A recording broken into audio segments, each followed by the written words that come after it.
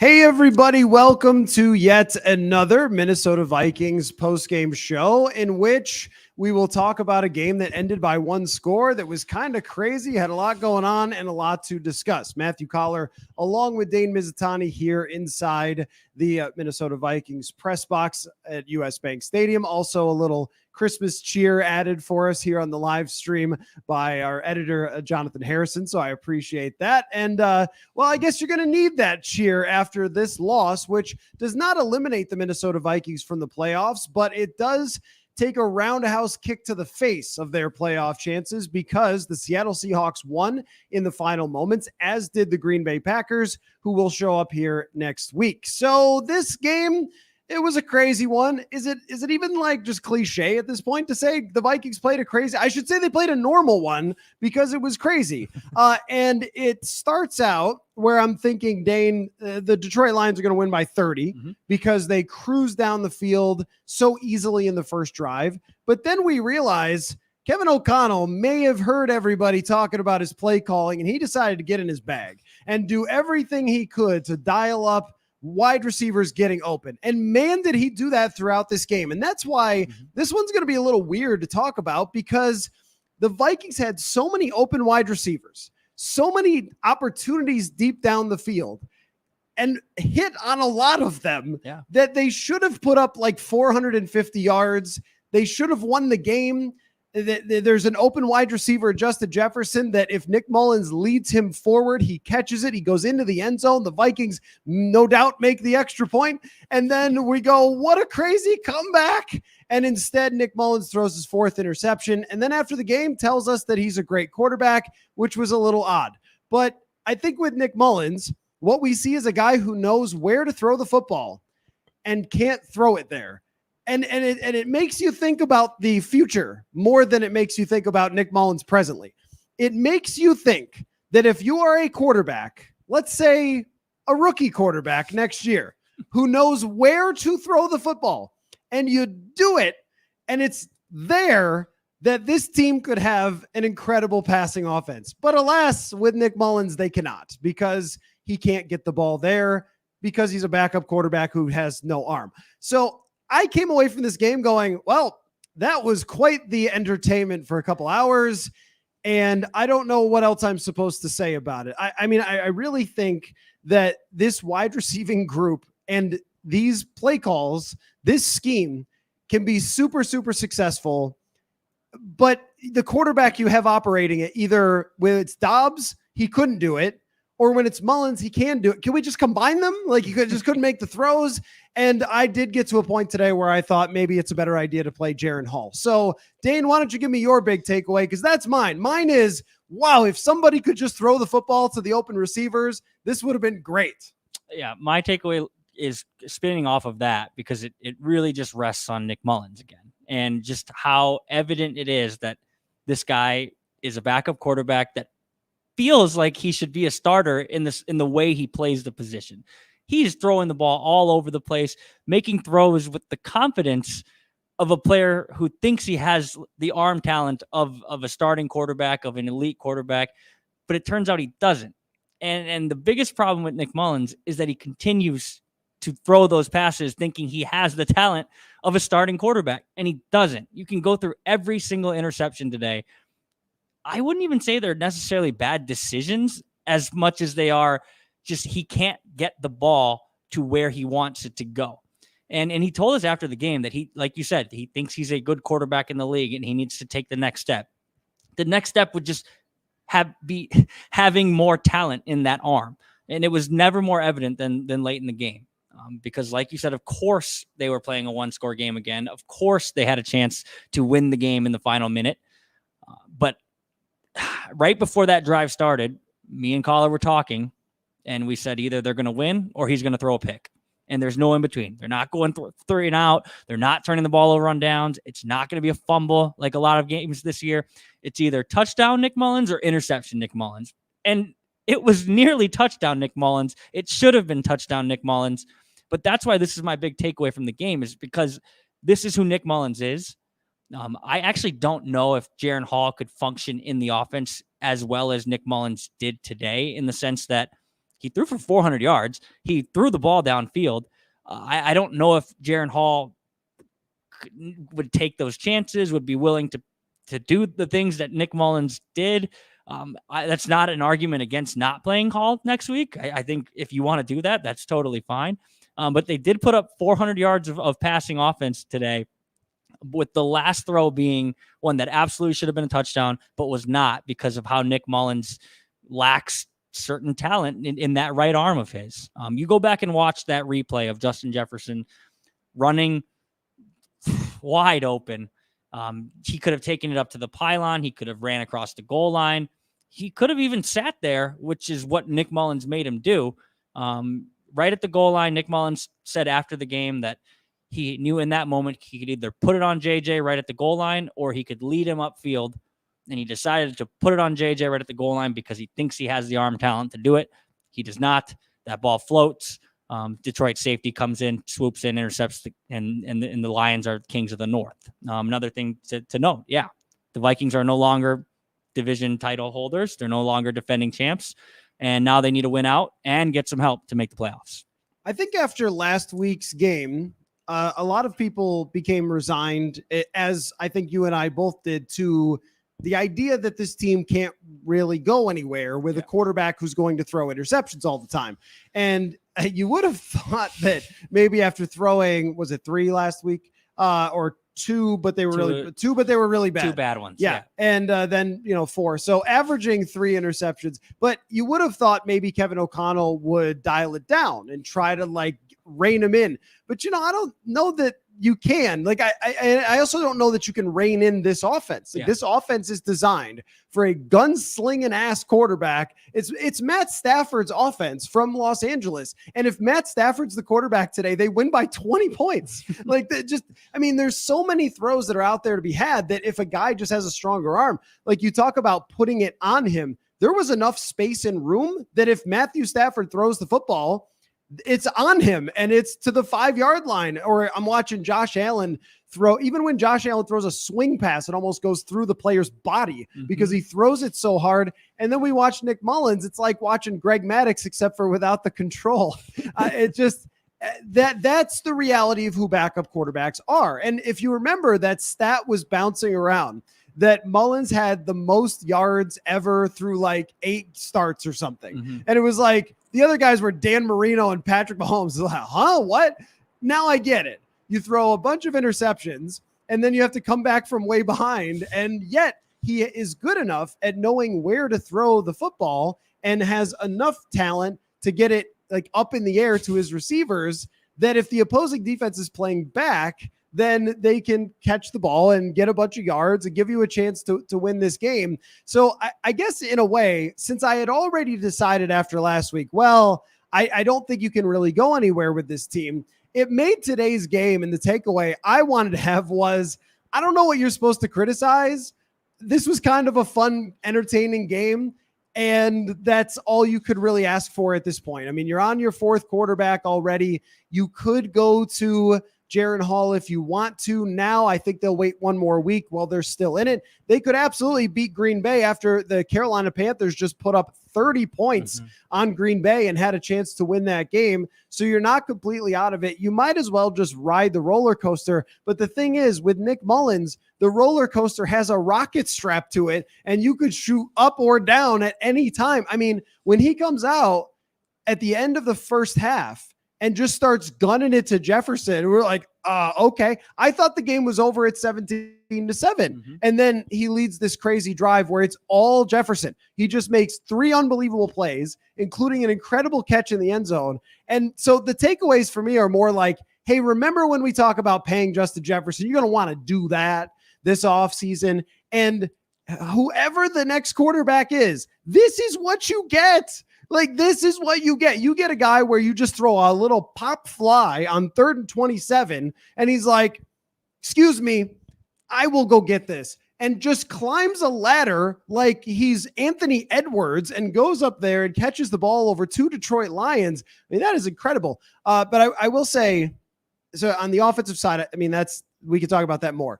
But on the defensive side, you could criticize the defense for how the Lions were able to sustain long drives And I think after what we saw in Cincinnati, the Lions were like, oh yeah, I think that's the thing to do. Mm-hmm. They ran the ball pretty effectively. They dinked and dunked a lot in this game. They had guys open over the middle as we thought they probably could. But I don't want to just give free passes out. Like, I know that after a loss, everybody's upset and they want you to call for heads and everything else. But at the end of Cincinnati, you and I both said in that Cincinnati press box, if you ask the defense to just carry you and carry you and carry you, it's not the 2000 Ravens. It's not the 2017 Vikings. It's not the 85 Bears. It's a good defense that was Harrison Phillips could barely walk. You're missing Byron Murphy. Caleb Evans got benched today, which we should discuss as well.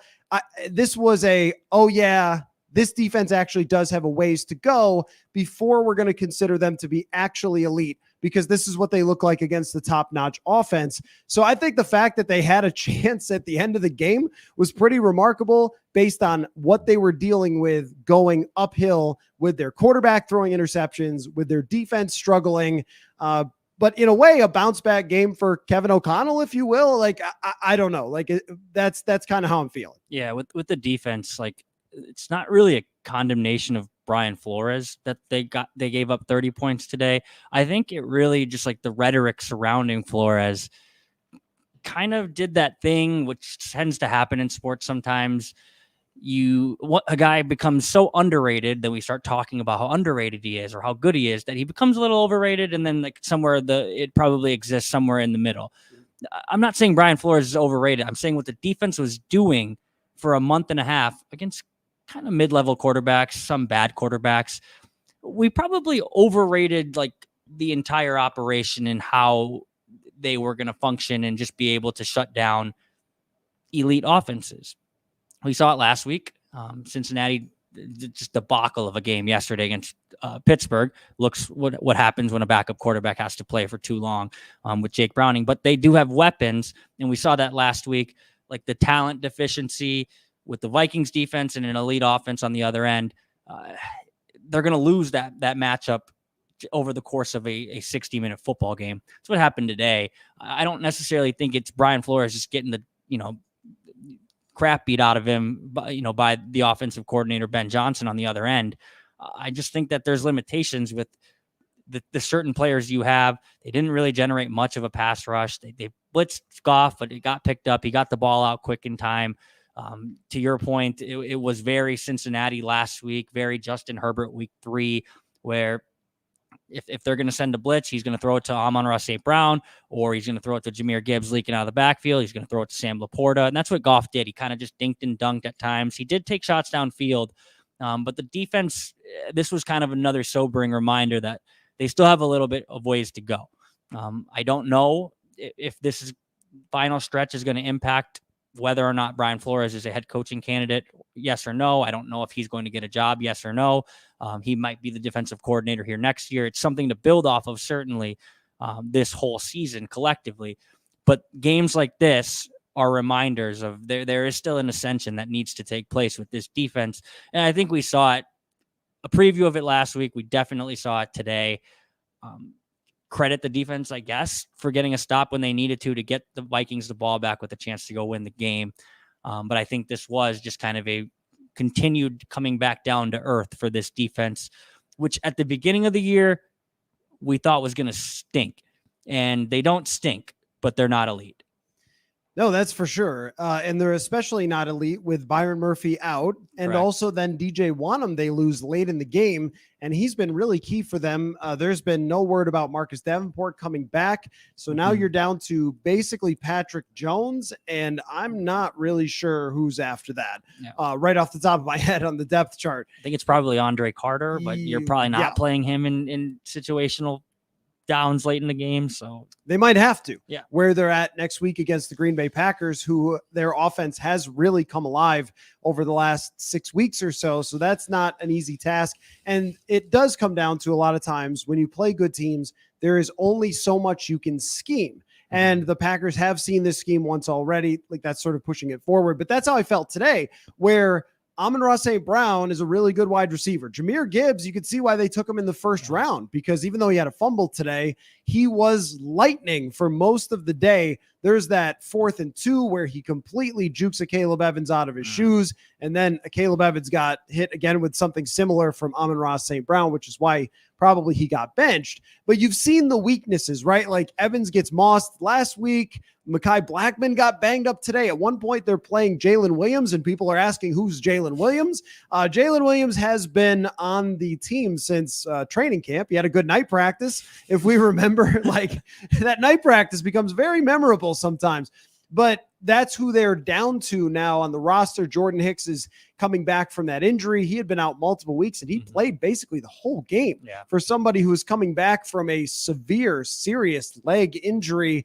And Harrison Phillips was so banged up that a lot of times he couldn't jog off the field. He was walking very slowly off the field, went down to a knee. You have guys really battling it out. And at one point, I think I said, on Twitter or something, like it's just one of those years, like where you just get everybody hurt. And no matter how much you keep fighting through, there isn't a whole lot you can do. You're down your quarterback, which Justin Jefferson said after the game, like, well, you guys should appreciate Kirk Cousins' accuracy. Like, I don't think he meant it to take a shot at Mullens, but it's true. A lot of these throws that Mullens missed, the receiver is there. There's an option there for the quarterback. And I guess, you could make an argument about like this team has been so close in these losses that you should regret and feel bad that they had chances to win all of them. They should have won against Cincinnati. They should have won against Denver. They should have won against Chicago, and they should have won it here today.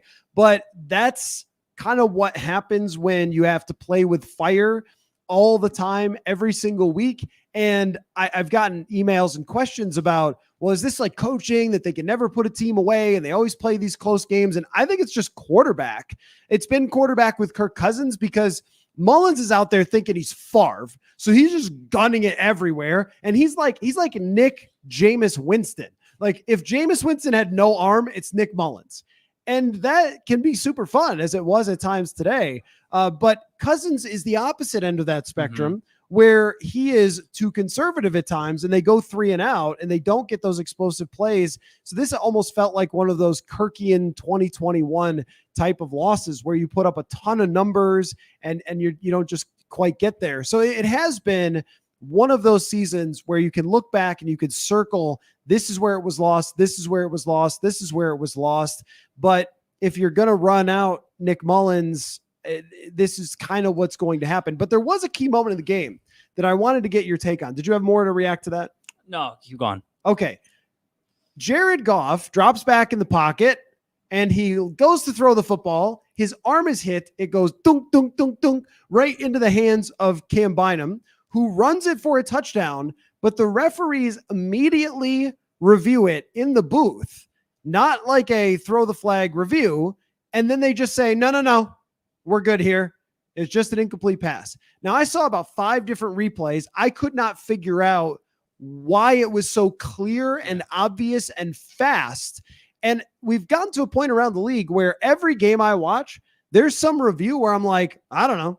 I didn't see that, or Terry McCauley didn't see that, or Dean Blandino didn't see that, or whatever. Like, I mean, there's just been such ambiguity on these reviews to the point where the thing that's supposed to be helping us get the calls right seems to be helping us get it wrong, or at least making us more confused. How did you feel about that play? Because clearly Kevin O'Connell was answering that question through gritted teeth after the game. Yeah, I think functionally on the field, the officiating crew deserves credit for the way they handled that situation in terms of that's how you're supposed to let it play out because of the existence of replay.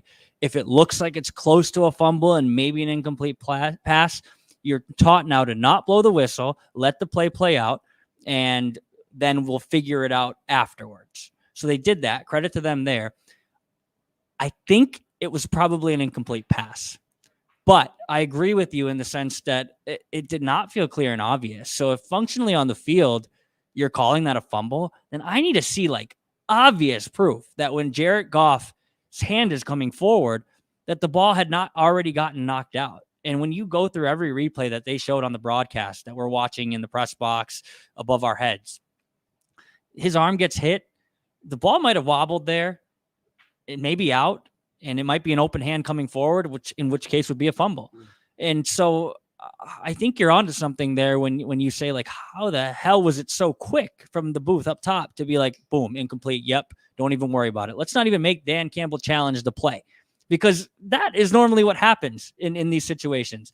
Touchdown. I guess it's every scoring plays reviewed. So it was a touchdown. So that's probably signaled in. Dan Campbell probably wouldn't have had to throw his challenge flag at all, but that's besides the point. With how quickly it happened, I just found it hard to believe that it was so obvious on the field that you could just completely overturn such a big moment in the game.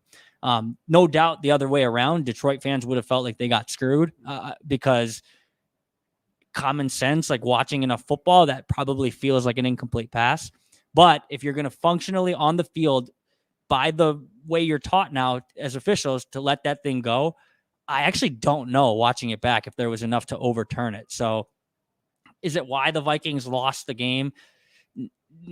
I mean, kind of. It's involved. I mean, it's a big swing in the game. I don't think you can.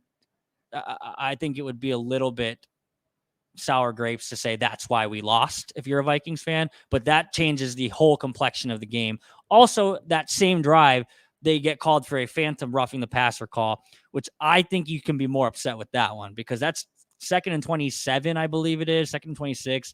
It's tackled for a gain of 4. A flag comes out because Patrick Jones hits Jared Goff in the shoulder with his shoulder, and then it's a personal foul for automatic first down. That whole drive was just a debacle by the refs, except for the fact that they actually, the fumble on the field, they handled that correctly. Everything else throughout the drive as a whole, I think they handled improperly. And the play where there was the penalty called for roughing the passer, it was a 5-yard completion. So it would have made 3rd and 21, which I doubt that they're going to play more aggressively there. And just in the flow of the game, it was very up in the air at that point. It was very much to be decided where that game was about to go. And it ends up being a 10-point swing. And I mean, you can't be more than that necessarily, like the 10 points, because they took a touchdown off the board for the Vikings, put a field goal on the board for the Lions, but could feel like even more of a swing because the Lions would have been punting, and then the Vikings get the ball with a chance to go potentially score a touchdown. And it just, ends up really changing how the entire game is going, to the point where then you feel like you're playing from behind for most, if not for all of that game, all the way to the end from that point. And again, where it's like the XFL and the USFL tried some things with referees, including showing the referees do their review. So the audience at home could hear what they were saying in their review. Now, you might not love what they were saying, or you might not agree with them based on what you saw, but at least you would understand this is what they saw. So they could say, here is the moment, freeze it.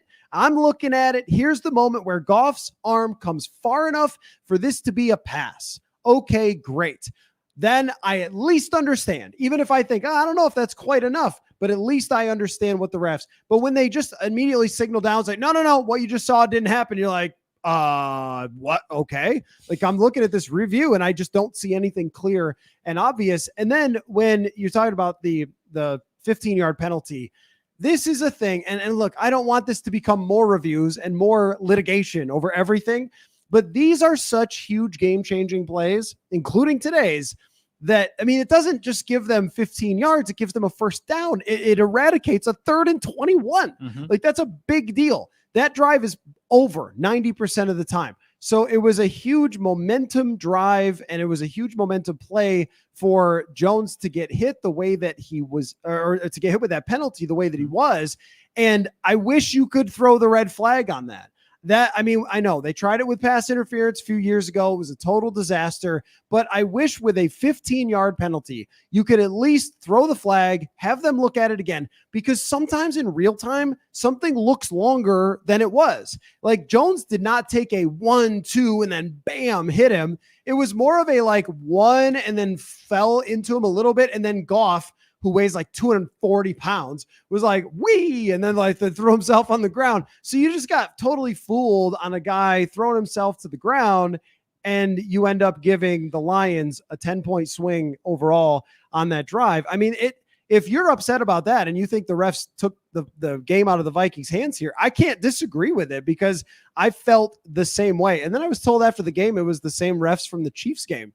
And that's where it comes back to, Dane. That's where it comes back to. This season is a bunch of, if this little thing didn't happen, if that little thing didn't happen, then you're maybe looking at the playoffs. But now it feels like you're not looking at the playoffs. But anyway, just, the referee thing I think is actually fair when I usually push back on it quite a bit after these games. Yeah, I think we probably pretty easily could institute something this offseason. I say we, like me and Coller can just call the league and say, change the rule. Roger, watch the podcast. We cannot do that.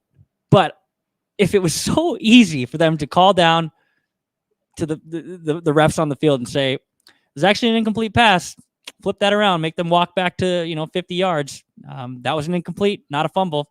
Then it would be pretty quick to call up or to call down and just say we're going to review every personal foul. Just that. The pass interference review, I appreciated what that was trying to accomplish. It didn't work. I'm glad that's gone. But if you just said the refs upstairs are going to, the eye in the sky is going to look at every personal foul just to make sure.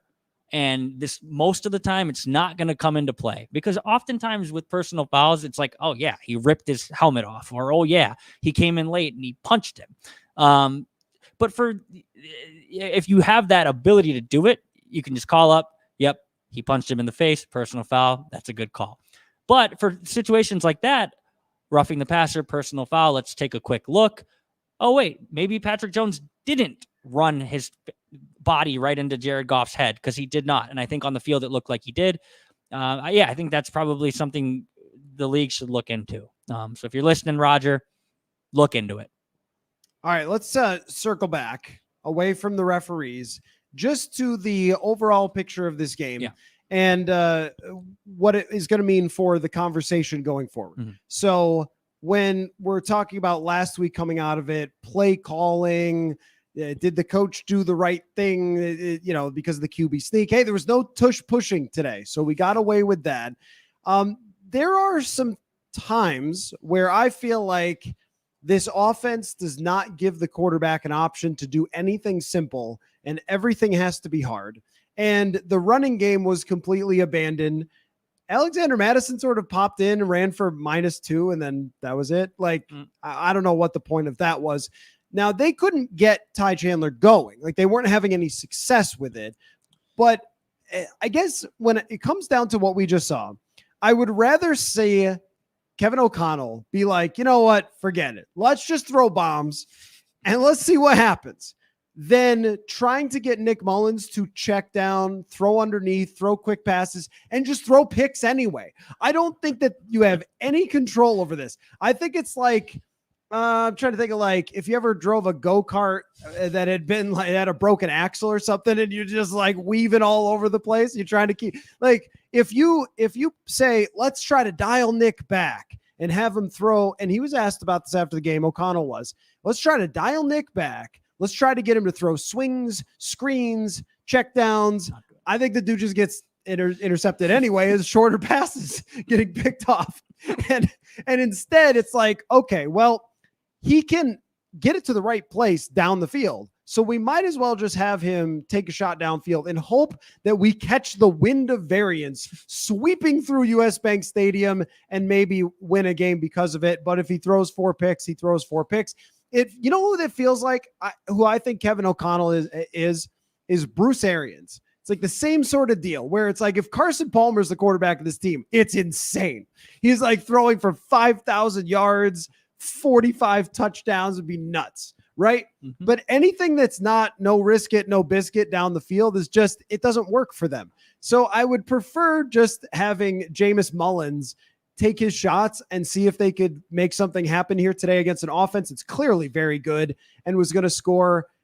So I took no issue with that approach. I do think when it's like 4th and 2, maybe something a little simpler there. But aside from that, yeah, and I agree with Matthew in the comments that says Kevin O'Connell can't design screenplays. Totally. Absolutely. Has no idea what to do. Has no idea like how to stick with the run, how to run screens. how to run like a little mesh underneath, like, or whatever. It's just, we're going deep, baby. And I don't know what else you're supposed to do under the current circumstances. Yeah, he was asked about it after the game, and he said, I thought, because there was a clear game plan, right, in place, which was we're going to attack down the field. And KJ Osborne said after the game, like, a lot of the prep this week was Detroit plays a lot of man coverage, and they're not great at it. He didn't say they're not great at it, but he said they play a lot of man coverage and feel like we can win. It's pretty clear. They did play a lot of man coverage. The Vikings receivers won often today, and Nick Mullens threw the ball downfield, gave them a chance, got picked off 4 times while doing it. But when Kevin O'Connell was asked, are you asking Nick Mullens to do too much after the game? Like, I think deep down he probably knows, like, yeah, I am. But I think he also probably feels like you do, where it's like, we have Justin Jefferson, he's back. We had TJ Hawkinson until he took, we'll talk about the injuries, I'm sure. Jordan Addison got hurt too. There is probably something about if he's going to throw a pick, or if he's going to be off target, or if his arm's going to lie to him and he's going to think he can throw that, but he can't. We might as well do it while taking shots downfield against a pretty bad secondary. So we saw it today. I think it was never more emblematic than on 3rd and 27, 2-minute drill. It was like, F it, JJ's down there somewhere. That's, the meme, the Tyreek Patrick Mahomes meme that made waves 2 or 3 years ago. It's really how Nick Mullens felt like he was playing down the stretch. It was like, I'm just going to throw it to JJ. Hopefully he makes it happen. But I think there was probably in the game plan as a whole, like a concerted effort to just push the ball downfield, largely because we have a quarterback who's probably going to turn the ball over too. So I mean, does he throw 4 interceptions if you keep the training wheels on and have him dink and dunk? No, he probably doesn't throw 4 interceptions, but I don't think you get any closer to winning the football game either. So people can be mad that they abandoned the run. They probably should have stuck with it a little bit more, but they were chasing points. Like, they were down 17-7 at one point, and the run wasn't working early. They did try it with Alexander Mattison late. I really don't have an issue with saying we're trailing and this offense is really tearing us up on the other end. We're going to have to go blow for blow with them and score points. They tried. They came close. Didn't work out. Justin Jefferson is so good. He really just tried to single-handedly will the Vikings to a win in the final minutes of the game.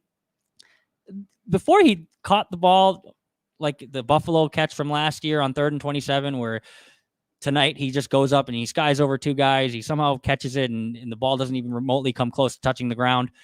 He just secures it. He also recovered a fumble, like the play before that just kept them alive.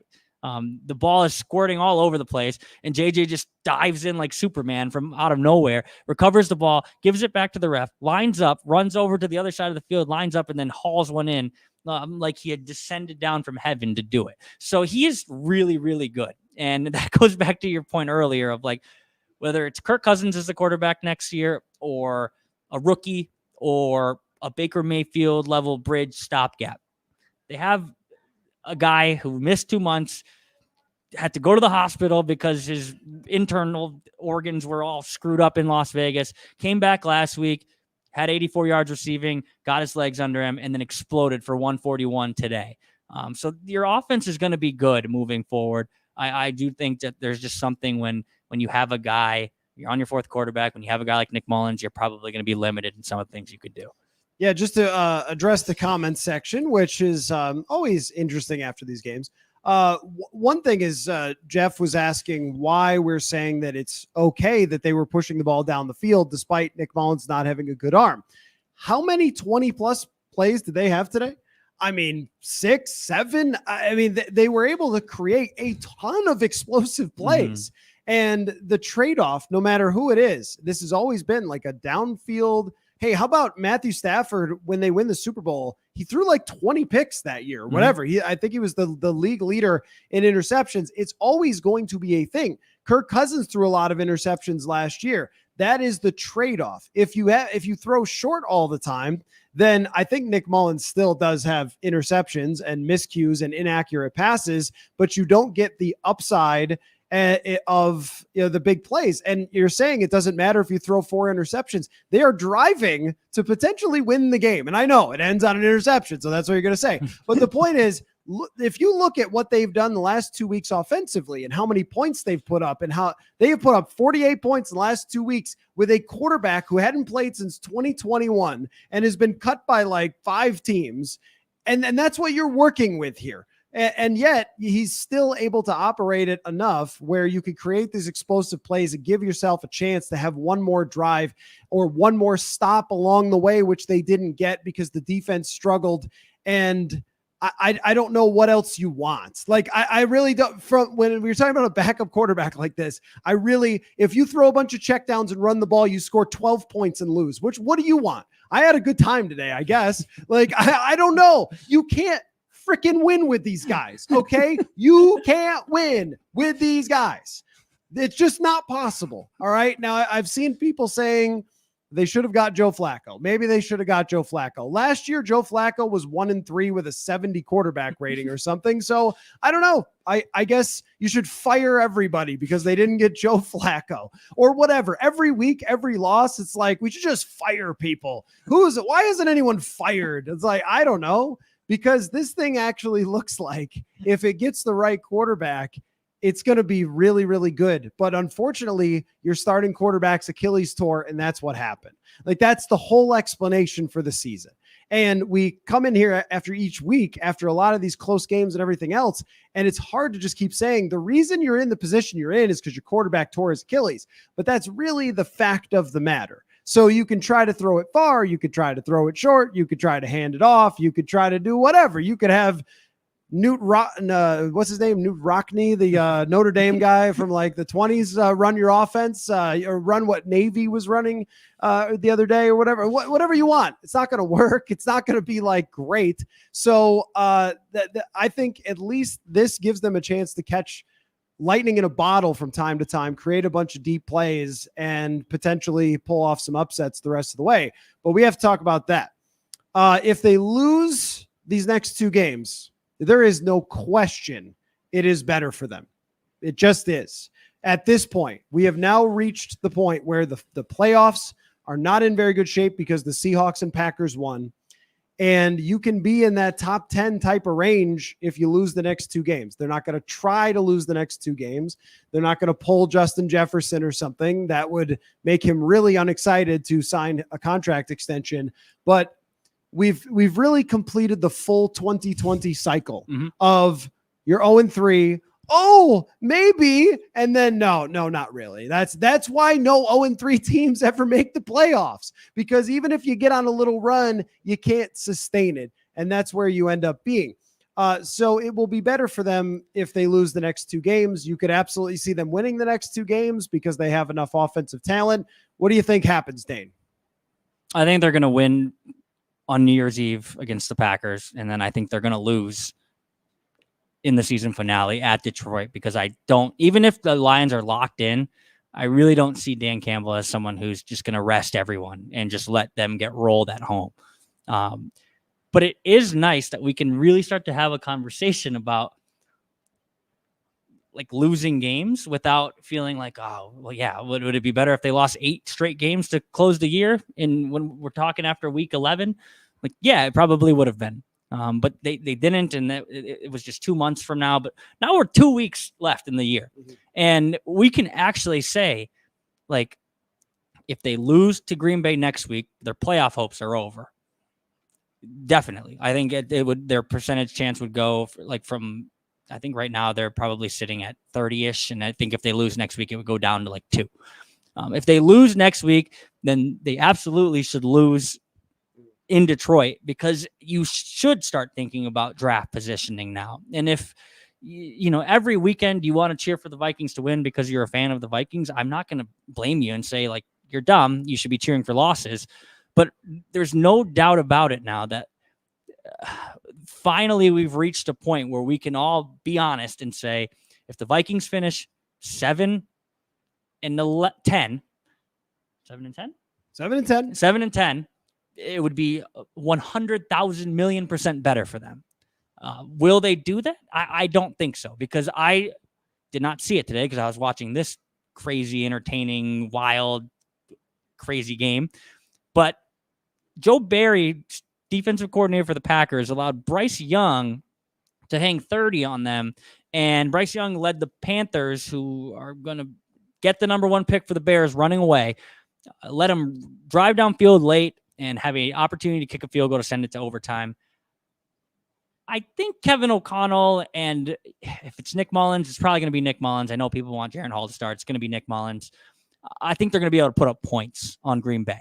And I think they're probably going to be able to get enough stops because even though that Packers team has come on, they're not the Lions. That offense, I don't think, is as good. I don't think they have as many good skill position players, as many weapons, as good of a quarterback.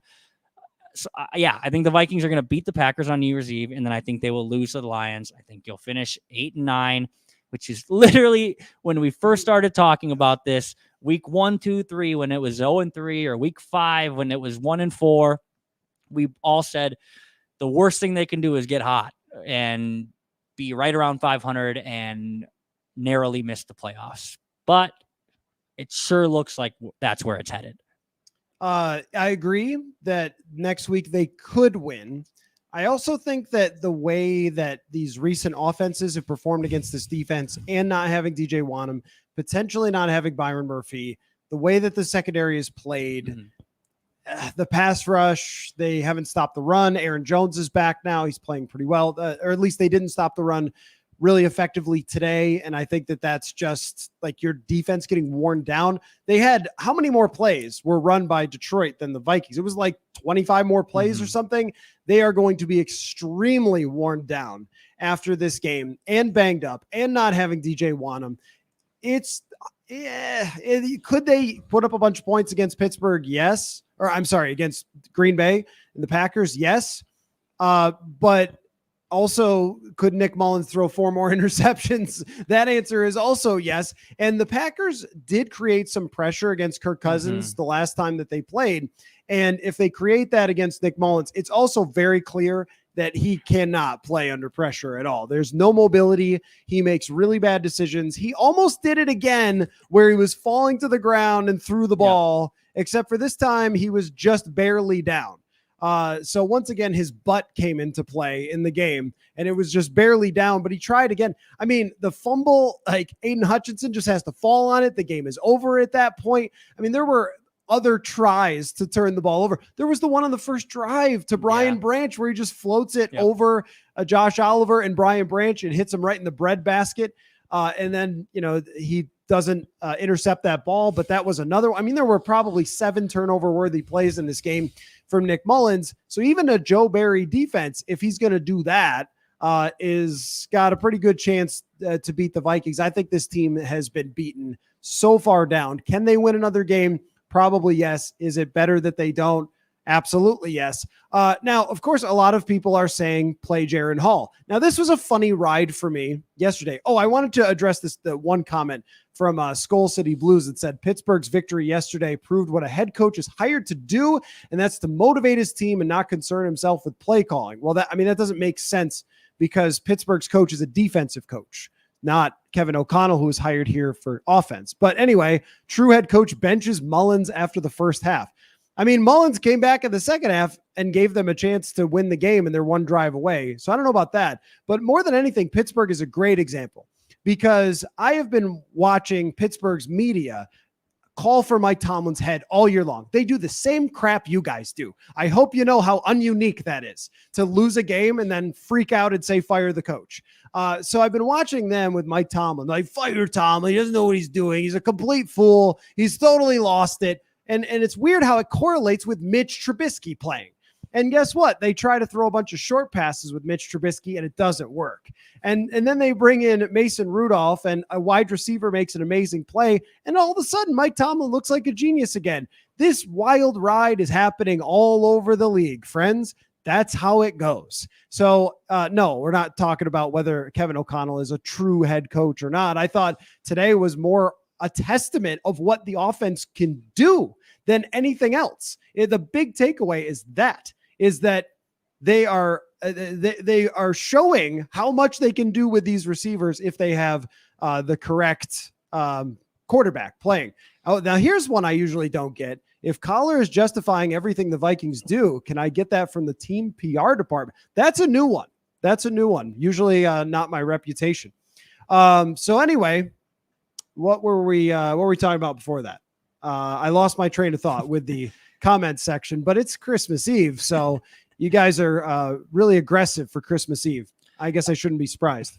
I think when we look at we zoom out and look at this season as a whole, like I really hope that people at the end of this season are going to be able to kind of look at what this really was. I think it's hard to do when they play every game so close and they should win every game, or there's a world where they could have won every single game. And I think this is just a reaction kind of like Cincinnati last week, where it feels like someone needs to pay because they didn't win a close game, and they keep not winning close games. They won 11 of them last year in the regular season. We don't need to talk about last year. But I really think that this is just an example of what happens when things over the course of a season lead you into probably a team that shouldn't be in these close games, and then they end up being in the close games. And I almost think fans would prefer that they just get the doors blown off them every week, because then they could just be like, Kirk went down. The season was over in Green Bay. We stink. But well, yeah, good thing. If Kirk was back, we really, who knows what could have happened. And I think there's still a sliver of that. Like, what would have happened if Kirk never hurt himself or got, his Achilles just shoot up his calf. But I really think the fact that all they've done since then is be pretty competitive in games, and at times maybe leave things to be desired offensively with play calling, defensively with being unable to get off the field in certain times over the last few weeks. All that's really done is just stoke the flames of like, wow, what could have been, when really like what could have been doesn't exist anymore. And it really hasn't since the starting quarterback went down. So this is not us coming on here every single week and being like, well, what did the Vikings, how can we spin this for why the Vikings are still good? I would say, hypercritical of certain things on this, but it really is important, I think, to take a step back and realize like what the entire coaching staff, not just Kevin O'Connell, but the entire coaching staff is working with here, which is 4 quarterbacks this year. Nick Mullens, a guy who is willing to throw a ball anywhere on the field, even if he can't do it. You lost Jordan Addison today, TJ Hawkinson today. JJ was out there trying to play superhero by himself, basically. You've lost DJ Wanham again. There's Marcus Davenport. I really think this is a pretty well-coached team that just at a certain point, the injuries just take its toll. And it's not an excuse. It's just the reality that this season has kind of gone off the rails over the course of the last, Kirk got hurt in October. Over the last 2.5 months, nothing really has broken their way in terms of like injury luck or staying healthy. And that's part of the year. It's the year of the backup quarterback. I think 50-something quarterbacks have started games this year in the NFL. So it's not to say you can't succeed. But I think at a certain point, like even if you're a well-coached team, which people will push back and say they're not, they absolutely are. It's why they're in these close games. I think injuries become too much. And I really hope that we're collectively able to zoom out in January, mid-January, when the Vikings have either missed the playoffs or lost in the first round, and say, like, it was a fun year. We probably got a little bit more than we should have out of this group. But let's move forward. The sky is not falling. There are pieces in place.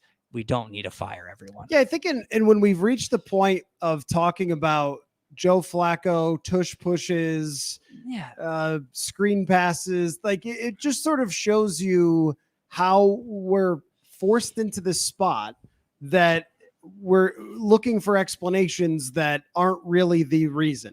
And you could say, well, you can't use injuries as an excuse. Lots of people have injuries. Not the quarterback. Right. And yes, I understand, like Cleveland won today with Joe Flacco at quarterback. And that was an amazing performance from what I saw in the box score. Also, Cleveland is in extreme win right now mode because they have a Super Bowl roster.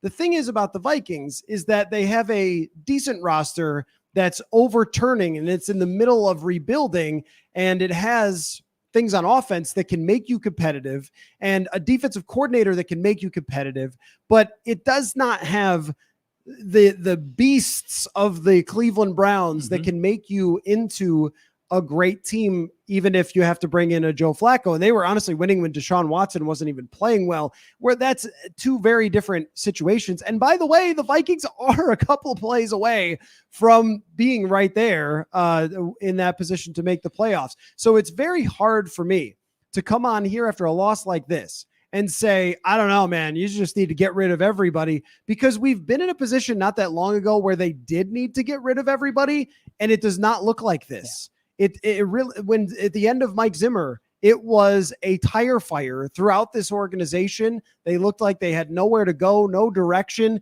and everybody was miserable, and including the players. And that is not the case here.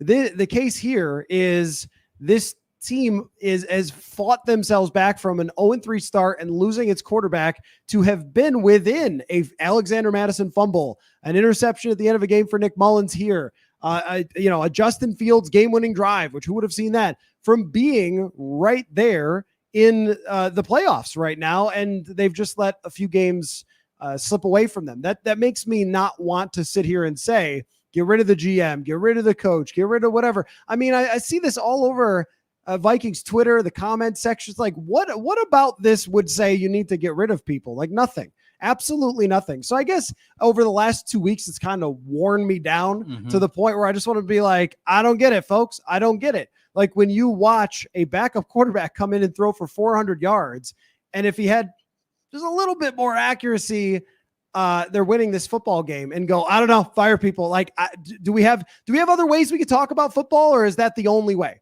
Does everybody want to be on First Take with Skip Bayless, where you just come on and yell at things? I don't know. Maybe that is the case. So yes, you folks have worn me down a bit here, but the question is, though, they won't play Jaren Hall next week. In your mind, though, because I see a lot of this, and I became a little more open to this as the third and fourth interceptions were happening. Do you think that they should consider playing Jaren Hall next week rather than the interception prone Nick Mullens? I do not. I think it's always going to sound better to play the guy that we don't know anything about.